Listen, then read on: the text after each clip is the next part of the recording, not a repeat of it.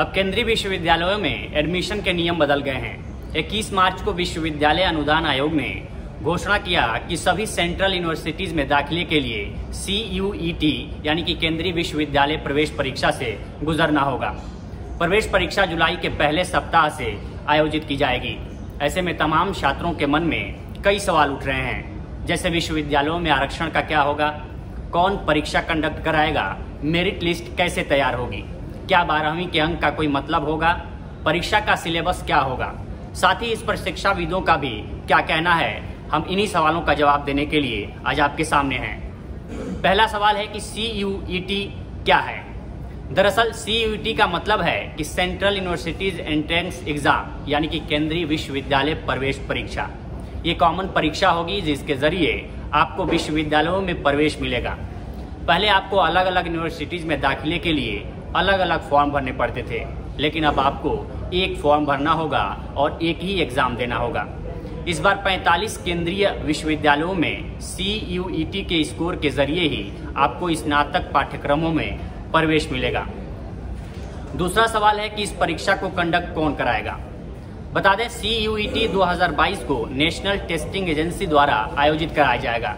इसके बाद सभी विश्वविद्यालय NTA द्वारा तैयार की गई मेरिट लिस्ट के मुताबिक ही छात्रों को प्रवेश देंगे। इसके अलावा कोई अलग से सुझाव नहीं होगा। इसलिए अब 12वीं की बोर्ड परीक्षा में प्राप्तांकों को विश्वविद्यालयों में दाखिले के लिए कोई महत्व नहीं दिया जाएगा। हालांकि विश्वविद्यालय CUET के लिए पात्रता मानदंड के रूप में बोर्ड परीक्षा के अंकों का उपयोग कर सकते हैं। तीसरा सवाल है कि विश्वविद्यालयों में कोटा का क्या होगा।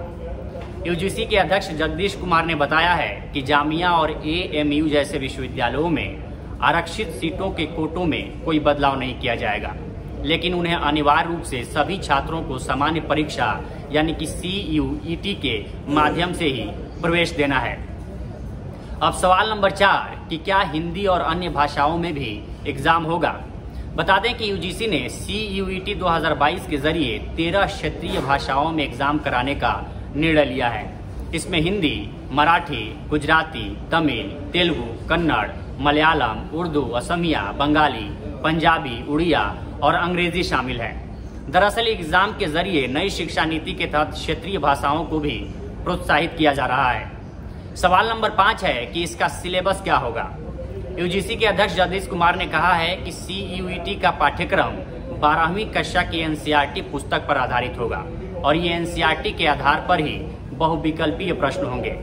CUET 2022 में 3 भाग होंगे, साथ ही गलत उत्तरों के लिए निगेटिव मार्क भी होंगे। ये परीक्षा कंप्यूटर आधारित होगी। अब सवाल नंबर 6 कि क्या अंतर्राष्ट्रीय छात्रों को भी CUET परीक्षा से गुजरना होगा।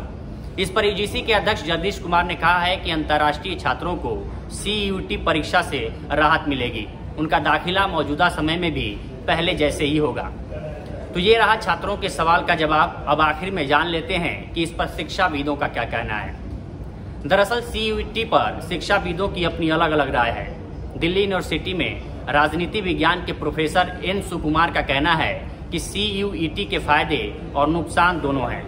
फायदा ये है कि जो छात्र अलग अलग यूनिवर्सिटीज में एडमिशन के लिए अलग अलग फीस देते थे, इससे वो बच जाएंगे। लेकिन नुकसान ये है कि जो छात्र UP, बिहार जैसे तमाम बोर्डों से पास हुए हैं, उनके लिए सिलेबस न्यायसंगत नहीं होगा। तो ये था CUET से जुड़े कुछ सवालों का जवाब। अगर आपके भी मन में कोई सवाल है तो कमेंट बॉक्स में अपना सवाल भेजें, हम जरूर जवाब देने की कोशिश करेंगे।